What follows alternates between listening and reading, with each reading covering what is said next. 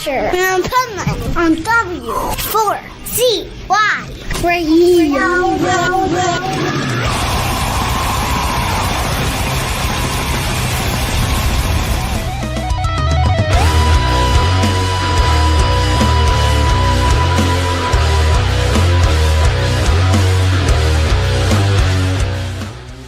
This is the Pipeman here on the Adventures Pipeman W4CY Radio, and I'm very excited because we have, I do a lot of bands from Canada because their music is so good. I never really understand how you have artists in Canada that don't need 9 members in a band and that yet make a fuller sound than 9 members would.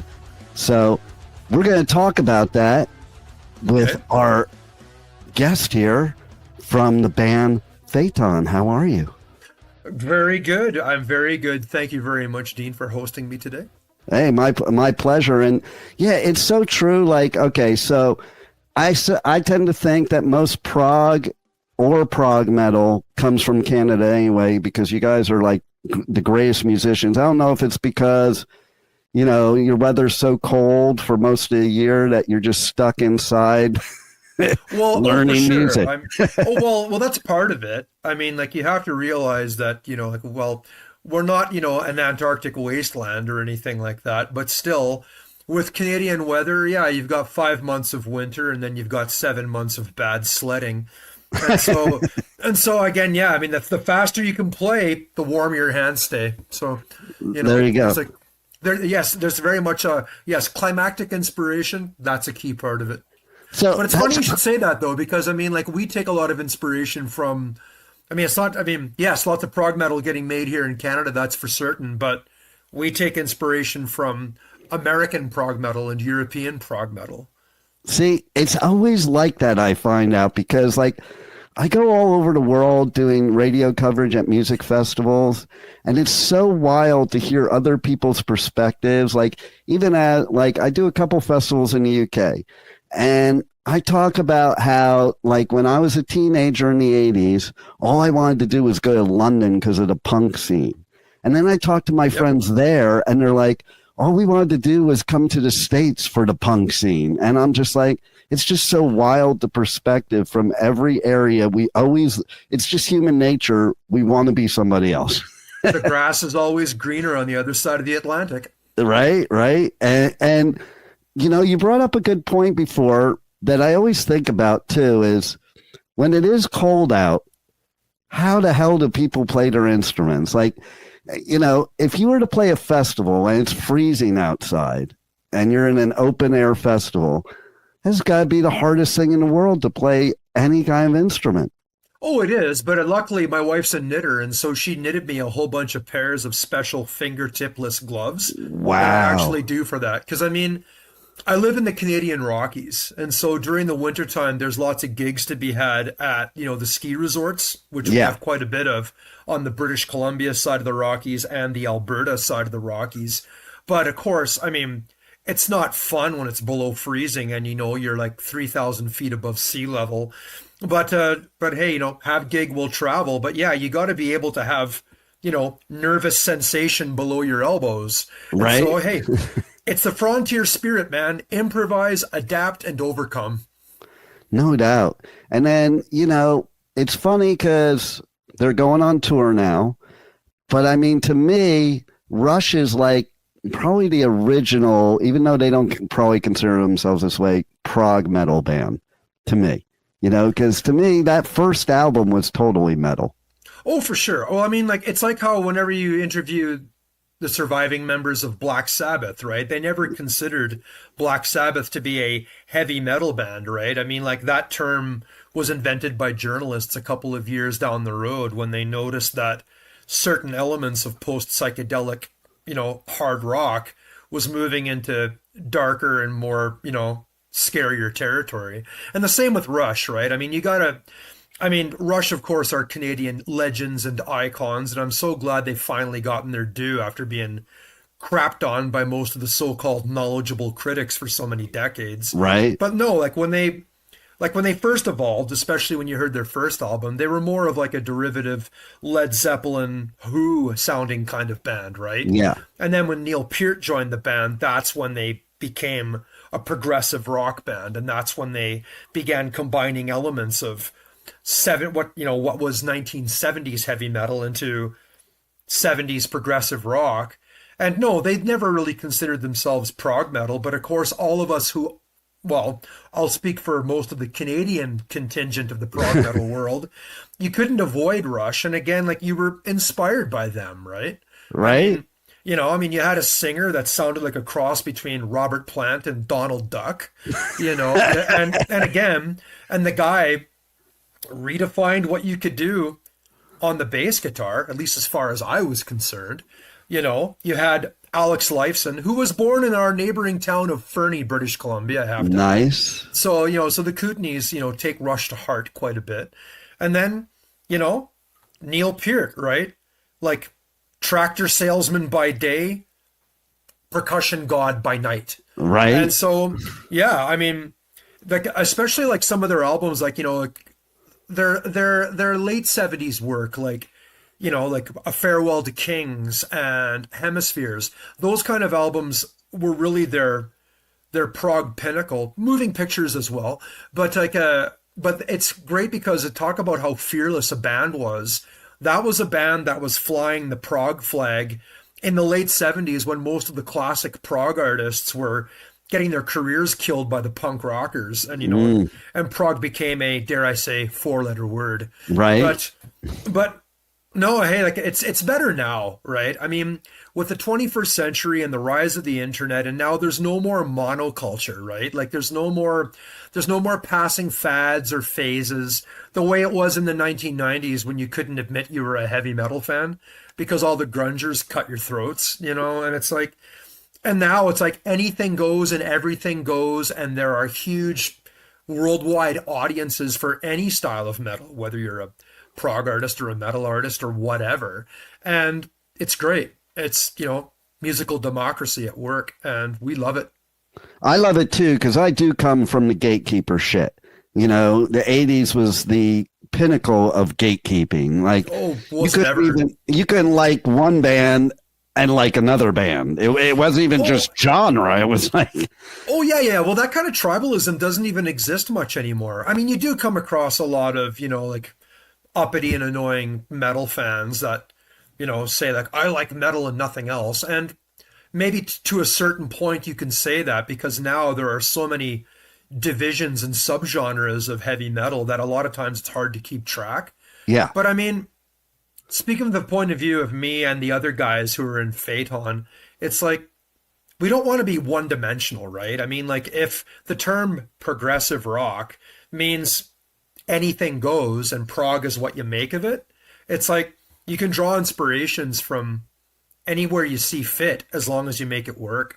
And yeah, I'm glad those gatekeeping days are gone too. It's just it's stupid. Like, I couldn't go to punk shows because I had long hair, and vice versa, and it was just like, it's just stupid. Like whatever you want to like. And for all those metalheads that say they only like metal, I call bullshit. Because if you really like music, there may be music you don't like, but there's plenty of different types of music you like, depending on what you're doing, your vibe, your feeling, whatever.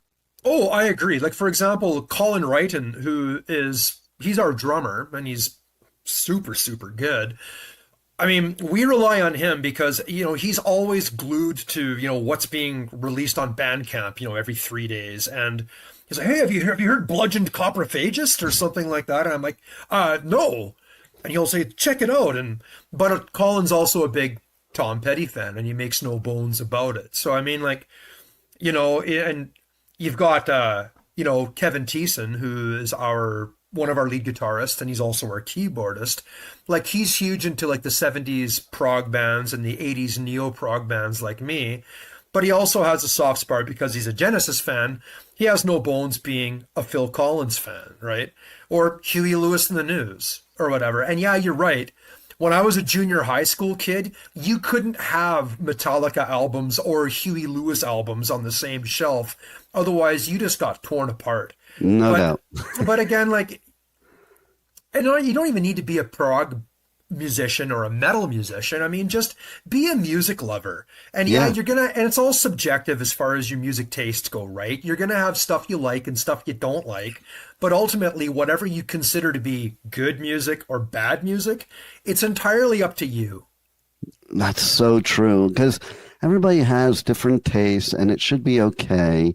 You should, as long as you like music. I don't care what kind of music you like. It's the people that don't like music I worry about. Well, no, like they're sociopaths. Right. Like, you got to stay away from those people. Otherwise, your severed head is going to end up in the refrigerators. No doubt, no doubt. And it's funny because I have a brother, his ex-wife, she didn't like music at all.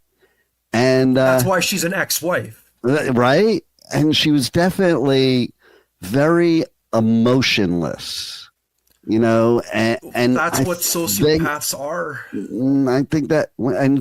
I think that's music is all emotion and all passion, and like it's the best therapy there is. And as far as prog goes, to me, prog just means really good musicianship. That's really what it means to me. Well, and that's the thing too. And again, like, and here's how we get into, like, the four of us get into long conversations about this, right? Because a lot of times when we talk about our identities as a prog musician, and it's almost like we spend too much time defending ourselves, right? And it's like, right. But again, like, yeah, okay, you need, like, be good at your instrument. Just like be good at baking a cake. Be good at hanging a door, right? Like nobody wants to eat a badly cooked cake. Nobody wants to walk in and out of a badly hung door. And like nobody wants to hear awful music unless they're being polite at an open mic and and your friend's band is on stage and then you carefully say, "Hey man, good set." Right. But it's like but again, like there comes a time when the chops have to end and the music needs to begin, right? I mean, like it does. Here's the deal. I went to music school, whoop-de-doo. Okay, I went to the same music school that Kevin Thiessen did. And, we were like 10 years apart attending it, but still it's like, jazz was the curriculum because it was complicated and harmonically deep and all the rest of it. And I'm not a jazz fan. Kevin isn't a jazz fan. We appreciated the structure of it and gave, respect to the people who were doing it. And it's like anything else, right? When you're going to an art school, you take what you want and you leave the rest. Yep. So it just made us better. Well, it made us better metal players. It made us better, prog players. Because again, like I got into actually taking the step from being just a music lover as a kid to actually being a musician because I was inspired by Metallica's And Justice for All album. And I was inspired by, the Pink Floyd albums of the 1970s. And I was inspired by, a bunch of other things, like a lot of like the rising thrash metal of the 1980s, plus like that's my bands world. bands like Rush and all that kind of stuff. Like that's what made me want to learn how to operate one of these stupid bass guitars, right? And you figure, 4 strings, no chords, how hard could it be? And then you find out how deep of a well it actually is. Right. But again, like, and I mean, I'm not the best bass player. I'm a good bass player and I do my best to play my best, but I'm also, you got to be musical. You got to be melodic. And when you're writing stuff like this, you have to have an idea for song structure and you have to have rise and fall. You have to have dynamic pulse. You have to have, the tide goes in, the tides go out. Sometimes, you got to pound people on the head for 5 minutes straight, but sometimes you can do an atmospheric interlude or what have you. And with us, because we're an all instrumental band and, our songs aren't written as vehicles for lyrical storytelling. It's just like any other instrumental rock band you've ever heard in your life. Like the instruments have to do the singing. Yeah. The instruments have to make memorable melodies, which hopefully the listener will remember and happily hum away under their breath, when they least expect it. And just, there's a difference between masturbation and music. Okay. Right. And, and it's just like, not what we're doing isn't alien or weird, right? I mean, you take a look at like modern artists like Animals as Leaders is a good example, right? Or Scale the Summit or Intervals, among others who maybe are more underground. But again, it's just like if you have, I guess, yeah, if you have an ear for all whatever styles of instrumental music, but if you like hearing, rock band format, a drum kit, a bass guitar, two lead guitars, and maybe an occasional keyboard, then you've got a good chance of understanding what we do, and hopefully you'll go beyond just understanding what we do, and you'll just enjoy the music we write. Well, and to me, like, music without lyrics a lot of times takes you on a journey, and you're not really distracted by the lyrics. You just lose yourself. Like you mentioned Pink Floyd. You take a lot of Pink Floyd and you'll forget there's lyrics because it'll go through this whole instrumental phase, and you're just like, you're off somewhere else. And then all of a sudden the lyrics come in, or like with Rush in 2112, it's like by time Temple of Syrinx comes into play, you've already been on a pretty long journey without any lyrics, type of thing. Well, true. And again, like, yeah, it's about creating soundscapes. I mean, you take a look at a band like Pink Floyd, who was, the first band I fell in love with when I was 14, right? And I was inspired to buy all their recorded output and just, lived with those albums for like a year or two before I discovered heavy metal for real. It's like, as far as the classic British prog bands of the 70s go, the guys in Pink Floyd weren't necessarily the most, technically wizardish of their instruments, David Gilmour notwithstanding. But again, like they knew how to create soundscapes, and they knew how to create, they knew how to make repetition not dull, and they knew how to create, again, take you on an emotional journey. Yeah. And and some of their best work, like again, like Animals, their 1977 album, that's probably still my favorite of. That's the first one I got exposed to, and it was because of a girl. All roads lead to a female. Well, there you go. And again, like, and especially because, everyone, like a lot of the more snarky critics of prog like to write off prog as being pretty much a sausage fest and, and like no girls allowed. Well, yeah, the girls are allowed, and the girls do like prog. It's just like, you just got to open your eyes and realize, oh, there's a female with a black t-shirt at this concert. Not just guys with a black t-shirt at this concert. It's like, but yeah, Animals, stupendous, right? Like their angriest album, their fieriest album, their most politically charged album as far as the storytelling, again, like using Orwellian metaphor to describe the human condition. And yeah, it's like, again, like we're not adverse to singing. I mean, I sing well, and Daniel sings well. Daniel Erth, our other lead guitarist. But again, at the moment, we're just happy to let our instruments do the singing. And, and we've got lots of good music on this third album that we've just released. And, I gotta say, first of all, you mentioned jazz, and you mentioned thrash. And it makes me instantly think of that Megadeth could easily have no words to their music because Mustaine's jazzy metal guitar playing says a whole story in and of itself. I agree with you completely. I mean, again, Rust in Peace was a huge album for me in my formative years, and it's still my favorite Megadeth album, like to this day. And even when you just like take a look at a song like Holy Wars, The Punishment Due, if that isn't a prog metal song, what is? Right. And again, and like, especially when you have a counterpart with Dave Mustaine, again, a brilliant guitarist unto himself, but when you're working with a god like Marty Friedman as well, again, my favorite lineup of Megadeth. And again, like if that irascible Dave just was probably a little easier to deal with, I mean, who knows? I mean, like if he had kept that lineup alive for, half a dozen more albums, who knows like what those guys could have created. But again, I'm happy for Rust in peace. And yes, you're absolutely right. I mean, Dave Mustaine certainly didn't lack for imagination during, when he wants to be imaginative. Right. And, and again, like, there's when you hear his guitar playing, it's him. Oh yeah, no doubt. And for sure. And yeah, I wouldn't be doing this if it hadn't been for Megadeth being one of my early influences. That's for certain. Well, yeah, I was at Metallica's first show ever, and actually Mustaine came off the stage and started talking to me and gave me you his saw them at business card. Ruthie's Inn? Well, you're talking like it's like wasn't that like their first in one? LA in like 81. 81, 82, something 81. Like that in LA. It's all like a swirl because it's so many years ago. You must have been 5 years old.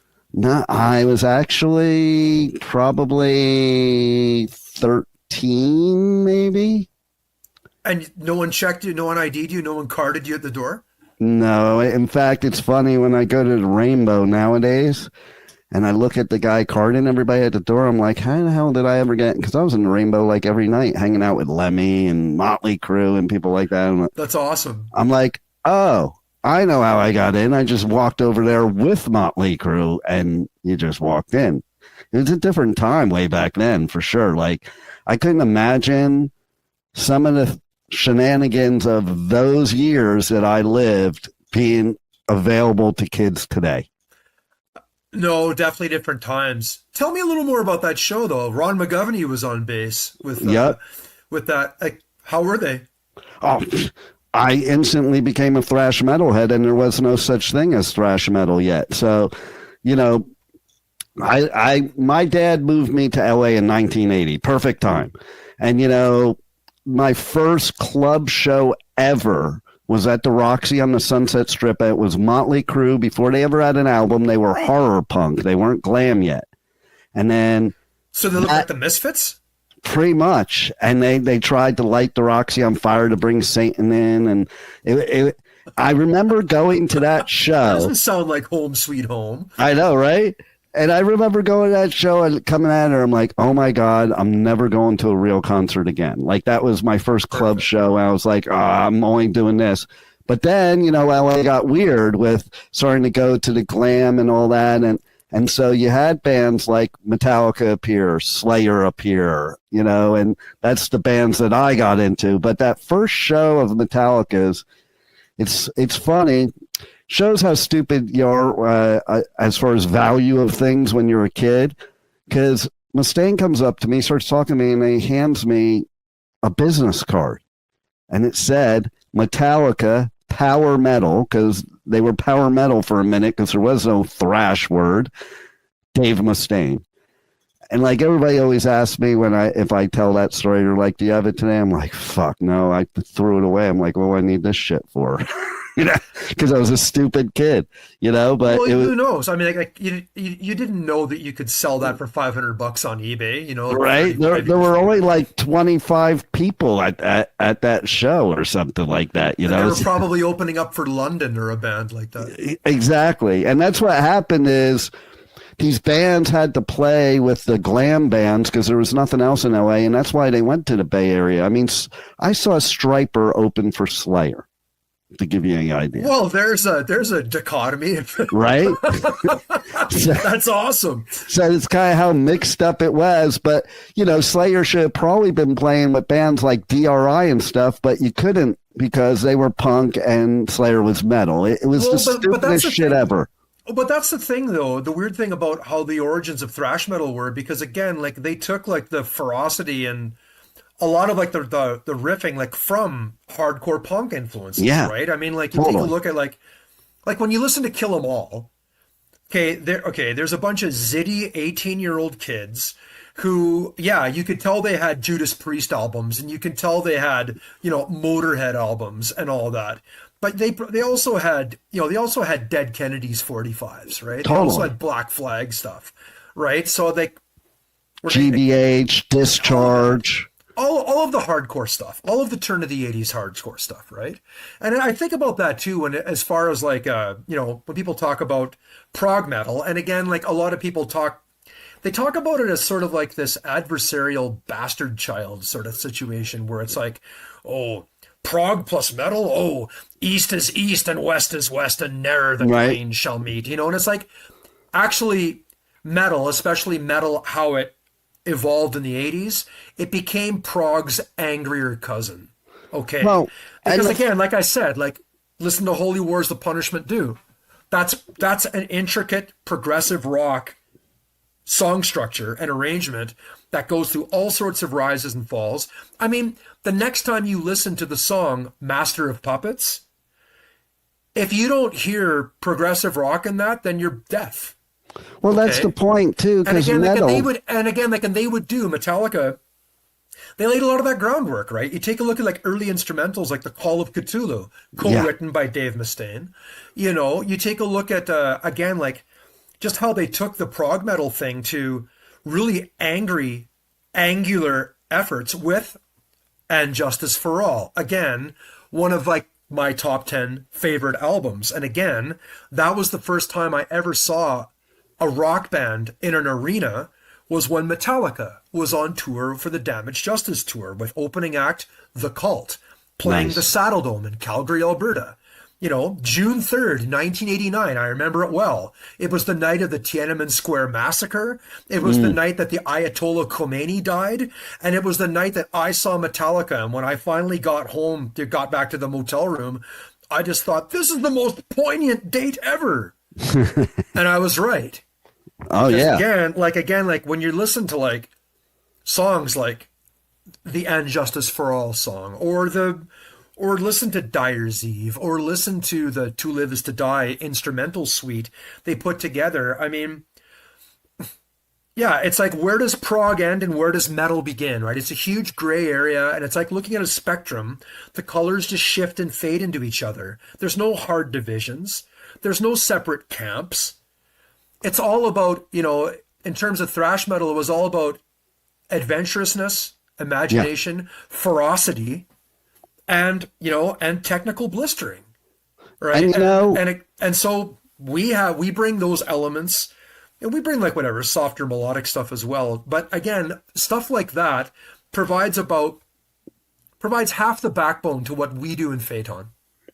And I agree with you, because, you know, listening to your latest music, to me, it brings me back to 80s with a little modern kick to it. Like, to me, thank you. A lot of metal has that prog influence. I think the difference between metal and punk back then was a prog influence, because punk was just straightforward, you know, chord, and, you know, no leads, you know, just pure, like, raw energy, whereas metal did mix in that prog musicianship into it. Like, so you did have a mixture of punk, metal, prog, all in one. To me, that describes Megadeth, actually. For sure. Or, I mean, even in Canada, like, one of our favorite bands is No Means No. And it's like, you take a look at them, like, I had the privilege of, you know, like, I know those guys personally, and I've shared stage with them in previous bands and all of that. And again, there's a band. That's what happens when you're like with a band like with No Means No, who combine punk rock energy and ferocity with prog rock sensibilities to create their unique sound. Again, like, if I guess punk can be anything you want and prog can be anything you want, but again, it's like just stunning. Or take a look at the Dead Kennedys, for example. Mm-hmm. Like, the Dead Kennedys, all those guys were top-notch musicians. East Bay Ray, like, again, like a blistering, like a surf rock guy, like sort of like Dick Dale on 45 RPM speed, right? Klaus Fluoride, one of my bass heroes, again, like all the energy and dig in the world, but also like melodically sensible, right?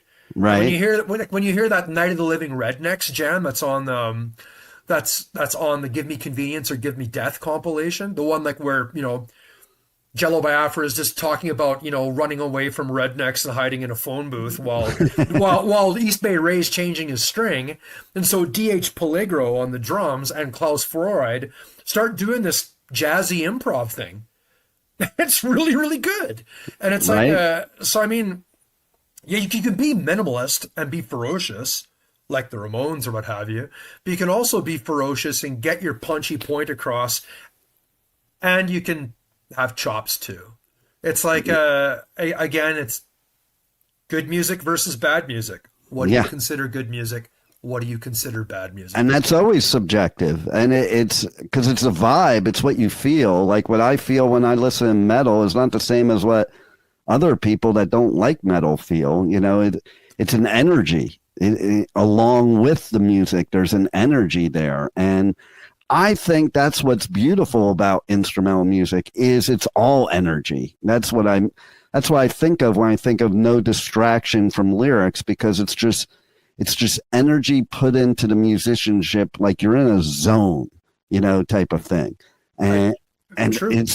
and as a musician, you do get in the zone when you're doing stuff like that. How could you not? Tell me about it. It's like, For sure. so I think that's where that journey comes from. You're going on a journey first, which makes us take the journey with you, is the way I look at it. Well, it's true. Again, like we want to fascinate the listener. We don't want to bore the listener or anything like that. But it just says we want to fascinate ourselves and we don't want to bore ourselves.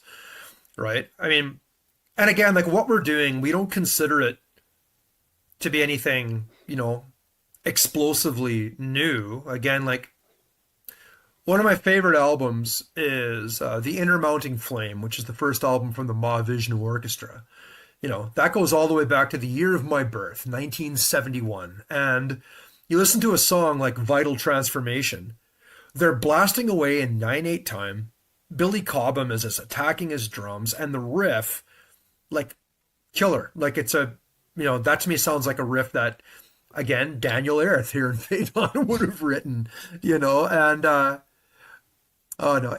What you say is completely true, though, Dean. I mean, like with all instrumental music, whether you're going all the way back to the late 1950s and you're talking about people like, say, like Link Wray, or Dwayne Eddy, or the Ventures, or Dick Dale and his Deltones, right? And or Johnny and the Hurricanes, or you go on through to the more familiar, I guess, guitar-driven metals, like Joe Satriani, Steve Vai, all of those shred-eye nights, as I call them, that Right. were that Mike Varney signed to Shrapnel Records back in the 1980s, right?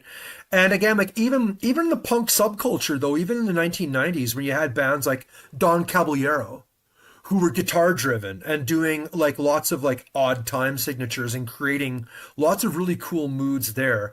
Again, getting back to Canada, you've got Godspeed You Black Emperor, which is basically like an underground punk squat guitar orchestra with Nice. Christ knows how many members. But again, they've got 10 albums and they're revered worldwide and all that good stuff. And again, even now, like if you want to look into what Prog-Metal has coalesced into in the 21st century, Animals as Leaders, again, like Tosin Abasi and the boys, just brilliant, genius stuff. Scale the Summit, Intervals, and we just consider ourselves part of that 70-year timeline. And you definitely are. And like that Phaeton should be in that list that you're listing off, except I can say it. You said it. It might be more egotistical, but I'll say it. And I mean, like it says it all too. Like you have on the new album, you have a guest appearance from Derek from Dream Theater. Like you must be really, really good if somebody like Derek wants to play with you.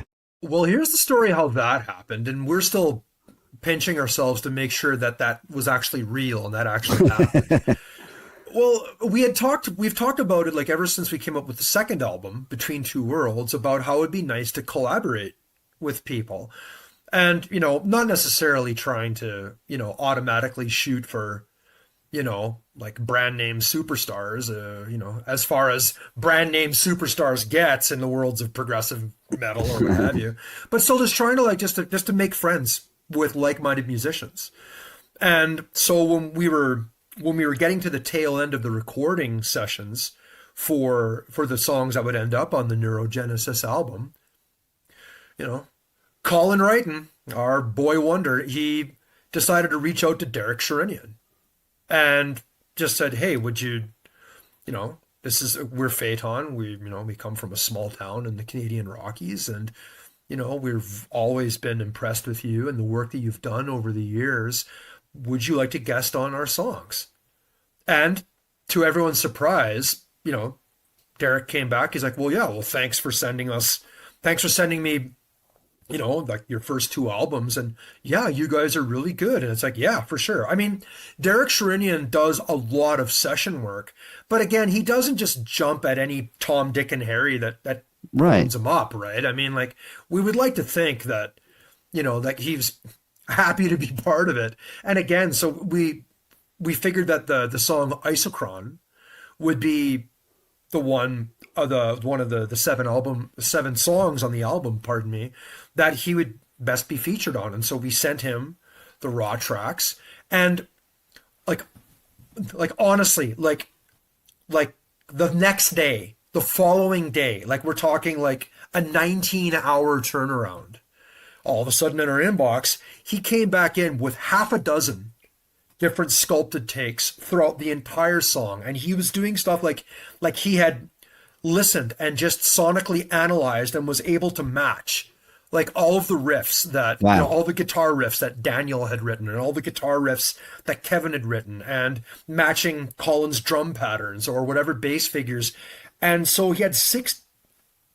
It was dynamite. Like, again, like we could release half a dozen different versions of Isochron just featuring the 6 different takes that Derek did.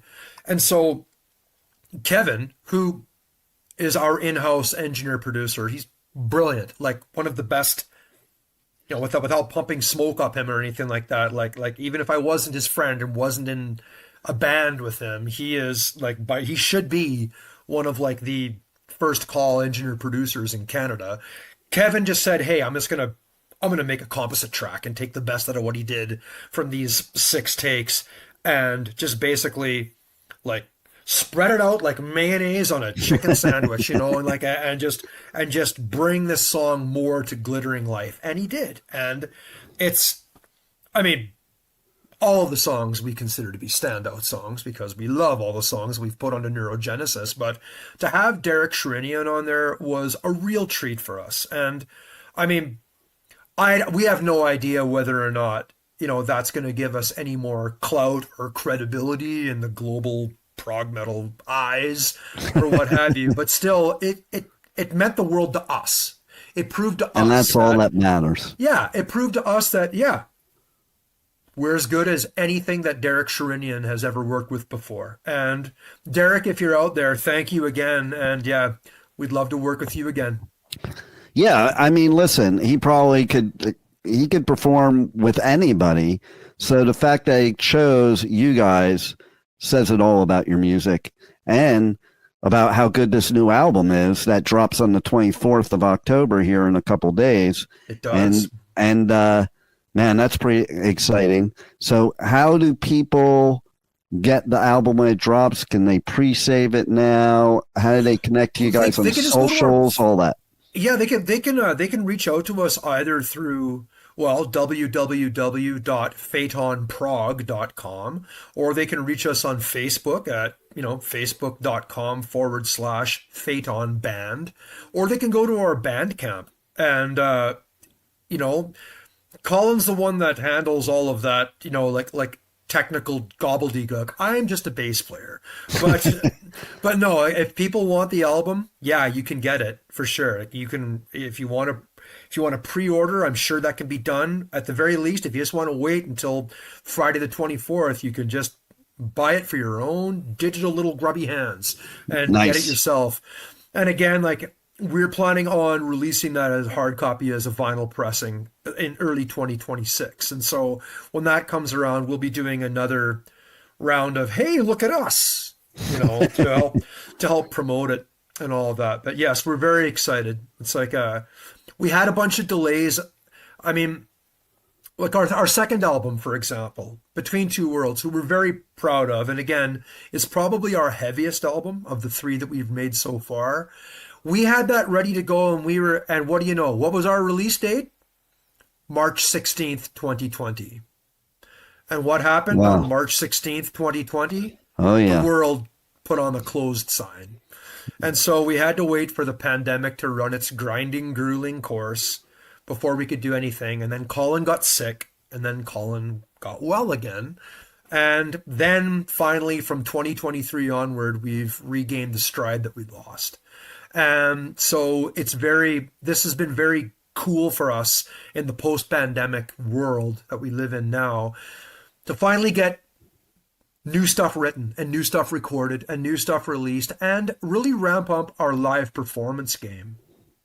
And which we were trying to do before the pandemic, erupted, but now we're regaining a head of steam on that. We're touring quite a bit all throughout the provinces of Alberta and British Columbia. We're looking into what we can do, say, in the Pacific Northwest states and California, which are the closest American audiences to us. Yeah. And again, looking into European opportunities as well, because playing in Scandinavia and playing in Germany, we seem to be getting quite a lot of critical acclaim already. Nice. for advanced listenings and advanced reviews of Neurogenesis. And so, I mean, if we're gonna think about starving to death in a van trying to go to some remote town in mosquito-ridden northern Ontario, then we should see about starving in a van going into the mosquito-ridden wilds of northern Sweden. There you go. Or playing Vakken.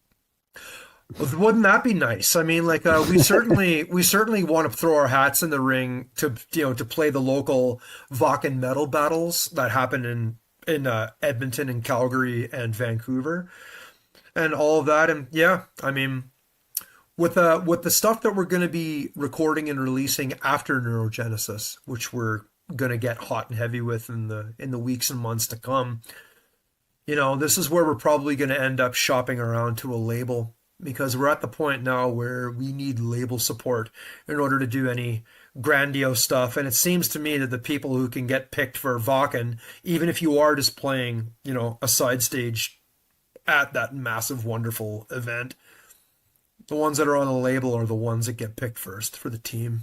Yeah, it's a true story. Well, you guys are good enough to be on a label.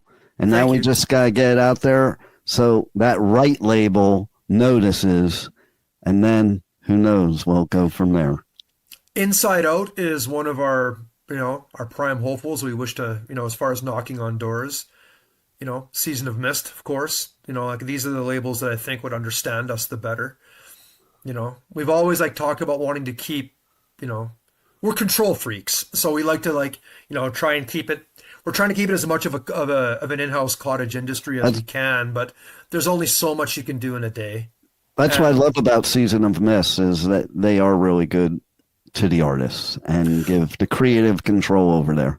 Well, and that's the thing. And they do really good stuff. Our friends in Anciients, the Canadian metal band, just won their second Juno Award for their latest album, Beyond the Reach of the Sun, and they're currently undertaking a very triumphant American tour. So anyone out there listening to this who sees Anciients pop up on their feeds, go check them out because you'll be suitably blown away. And they've been with Season of Mist for, well over 10 years and, no complaints from them. So good enough for Anciients, good enough for us, if they'll take us. Well, let's put it out there. I do a lot with them, so let's put it out there and we'll put that out in the universe. Then I could interview you at Hellfest or something. Yay! Wouldn't that be wonderful? Hey, right? Have a memorable event. We'll travel. There it is. Well, you guys definitely rock. Amazing musicianship, amazing music. Everybody has to pick up Neurogenesis or else they can't listen to my show anymore. That's right. And I have a trivia question for you to end the interview, only because you're a bassist. Okay. I asked the same trivia question to every bassist. Only one has ever gotten it right, and that was literally a couple days ago, and it was Will from Collective Soul, and he got it first guess. Okay. So, yes, I am gainfully employed. Is that the question? No. Oh, okay. So, okay. You ready? Sorry. Yes. Okay. I'm ready for the actual bassist question. who is one of the most famous bassists in history that was not a bassist and had to be a bassist because there were already two other guitarists, so he drew the short straw and had to be the one that became bass? Paul McCartney. Nice. No hesitation there. And speaking of Paul McCartney, I mean, like, you want to talk about the Beatles being, you know, some of like the big bang progenitors of what became progressive rock when they started getting out of their Beatlemania stuff and moving into their more psychedelic, experimental stuff during the second half of their career. You take a look at Paul McCartney as a bass player, and again, if that isn't prog, I don't know what is, because I mean, before Paul McCartney, like most rock and roll bass players were just juggling away on blues patterns. Right. But Paul McCartney came from he was a piano player as well, right? And his dad was a well-known jazz band leader in Liverpool. And so when Paul McCartney would play his bass, he played it with the sensibility of a guy using the left hand of a piano. Nice. And, I didn't know that. And it blew my mind when I heard about, you know, they wasn't originally a bassist, because I was a Beatles freak from a young age. And you know what? I could tell everybody. Stuart Sutcliffe was the original bass player for the Beatles. There's a really good 1993. Have you ever seen that 1993 movie Backbeat? I'm pretty sure I have, because I remember seeing a Beatles movie all about Stu. You know, well, and that's the one. Like, it takes place like in Liverpool. I'm not in Liverpool. They're playing in Hamburg, right? It's during their Hamburg days from like 1960 to 1961, when they're playing 8 hours a day, every day, and they're all jacked up on Preladins and beer in order to keep the energy going. And yeah, Stu Sutcliffe was the bassist, but he left because he was an artist, a visual painter, more than he was a musician. And so McCartney, he drew the short straw, but luckily for the popular music that happened from 1963 onwards, we're all lucky. Oh, yeah. Paul McCartney drew that short straw. Yeah, because now that I know it and I listen to Beatles songs now, like I listen to it and I'm like, oh, I hear it. You know, like I didn't really notice till it was told to me, and then I re-listened to Beatles music. I'm like, wow, like he played the bass like a guitar, basically. Well, yeah, because he wasn't hovering on roots, which is important when the song calls for it. Again, he was spelling out, scales and melody and spelling out the chords and being fearless all across the neck, right? I mean, that's the thing. Like, once you actually realize that about Paul McCartney, you go back and then you listen to something new in the Beatles songs all over again. Yeah. So, yeah. 100%. The shortest straw was drawn for him. There it is. And the longer straw is drawn for Neurogenesis, because, again, everybody's got to get the album or they can't listen to my show, and they'll draw the shortest straw and be kicked off my show. So you see, people, if you want to keep listening to Dean, buy our album. There it is. Guys, support artists, man, especially great musicians, because, man, it's great when I hear somebody like you has so much passion for being a musician, because the days of the rock star and the getting thrown a bunch of money and everything are over. So, hey, man, we're Canadian musicians. We're making tens and tens of dollars at a bad conversion rate. Yeah, I know. I mean, it's almost like you're getting paid in lira or something like that. I know, it's right? But hey, it's like onward and upward and full on Phaeton. Well, full on. Love it. And I thank you for being on the Adventures of Pipeman, and I hope to see a lot more of Phaeton. Thank you so much. Thank you for listening to the Adventures of Pipeman on W4CY Radio.